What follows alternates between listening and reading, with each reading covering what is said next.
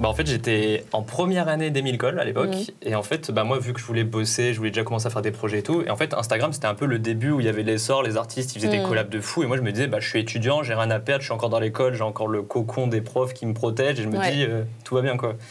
Et en fait je contacte Gringe. Oh non. Parce qu'en fait super peur. C'est un truc de fou. J'adore Gringe en plus.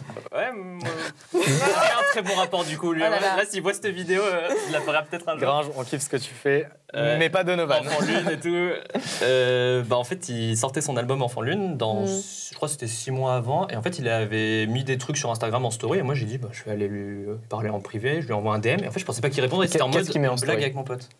Il avait mis en mode appel d'offres sur mon prochain album, mais vraiment, je crois qu'il y avait une phrase avec juste un visuel de sa tête à lui, en mode je cherche des gens talentueux, passionnés. Et moi, j'ai dit, bah. C'est moi en fait. Je sais pas. En tout cas, je suis passionné. Ouais, en tout cas, je suis passionné, ça c'était sûr. Et genre, du coup, je lui envoie un petit DM. Et en fait, avec mon pote, on regarde, on dit, mais Gringe, il va jamais nous répondre. Et là, en fait, on voit le DM, on voit un vu. Et là, il nous répond. Et c'est quoi le DM? C'était quoi le DM? Enfin, toi, t'avais dit quoi? J'avais dit, bah, en mode, j'ai vu votre story et je serais chaud pour participer à votre truc. Déjà, t'avais envoyé en mode, le mec est hyper positif. Parce qu'en fait, je pensais qu'il allait pas aller voir mon compte si je lui mettais pas quelques images. Donc, je lui ai envoyé. Il m'a dit, en gros, survénère mon pote. Bah, d'ailleurs, je te passerai les screens. On va faire tout péter. Ouais, tu mettras là en post-prod. Et en gros, en plus, je savais que c'était lui parce qu'il était identifié à Instagram. Et moi, j'ai dit, putain, il est certifié, c'est lui, tu vois, c'est sûr. Et en fait, bah, du coup, il me dit, ouais, t'es trop chaud et tout, fais ton truc. Et genre, en gros, je lui ai dit, bah, c'est quoi le projet? Et en fait, il voulait vraiment faire sa pochette d'album et demander à des artistes de le faire pour lui. Et en fait, moi, à l'époque, j'étais jeune et je me disais, bah, c'est un appel d'offres, ça va me faire des vues parce qu'en gros, il va partager mon nom. Ouais.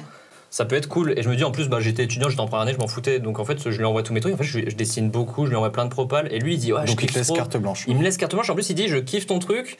Après, il dit, ouais, peut-être qu'on l'utilisera dans l'album. Enfin, en gros, vraiment, il me laissait présager. Ouais, non, mais attends, c'est un truc de ouf. En fait, il nous disait, même ceux qui sont pas pris, il dit, on vous mettra dans une pochette dans l'album, dans le fascicule du truc. Genre en mode, il y avait une suite au truc. Et moi, en fait, j'étais jeune, j'avais 19 ans. Je me disais, mais c'est ouf, Gringe, il me parle. C'est un Orelsan. Moi, j'aurais fait 200 pochettes. Je sais pourquoi je lui avais parlé. C'est parce qu'à l'époque, il y avait eu Moutafoukaz au ciné. Et ils avaient fait une collab avec des artistes. Donc je me disais, c'était ma porte d'entrée pour aller dans le label 119. Et un peu, genre, je me disais, j'étais jeune et j'aimais le label 119, toute la BD, tous les trucs un peu underground comme ça.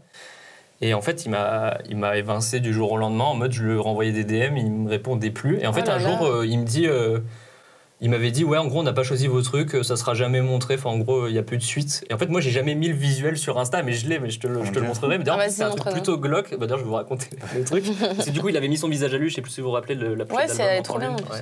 En plus, ouais, c'était stylé les photos. Je lui en veux un peu.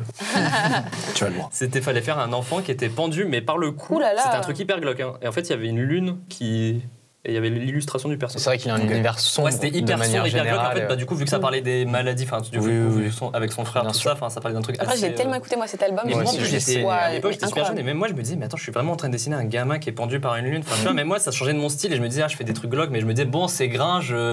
C'est important pour toi et tout. Même mon pote, il me disait, mais attends, il connaît Orelsan. Enfin, genre, tu sais, on était là, on pensait qu'on entrait dans la grande porte, tu vois, dès le début. Je dis, c'est bon, on a percé là. C'est bon, là, on était. Mon pote, il me disait, t'as assez perf.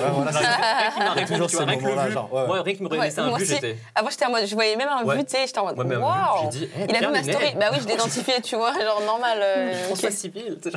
Ouais, grave. Du coup, là, c'est mon anecdote de. Excellent. Mais après, pour remettre un petit peu de nuances sur ça, c'est vrai que, alors on n'a pas les détails de comment ça s'est passé, mais c'est vrai que très souvent, on avait parlé notamment de l'histoire avec Squeezie, quand tu pèses assez dans le game, tu as cette envie aussi, je pense, et qu'elle est sincère, de vouloir, et puis de vouloir mettre en avant aussi des jeunes créatifs.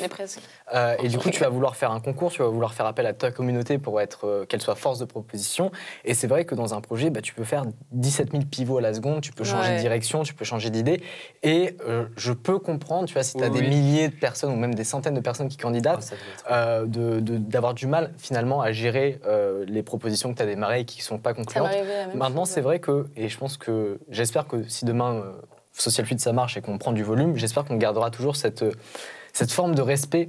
De se dire, ok, quand tu démarches des gens, qui que tu sois et qui que soit la personne en face de toi, que quand tu ouvres une porte, au moins tu as le respect de la fermer. Même si là, voilà, j'imagine bien que c'était pas une forme d'irrespect, mais c'est vrai que ça peut être ressenti comme ça. Moi, en fait, à l'époque, je l'ai ressenti parce qu'en fait, il m'avait.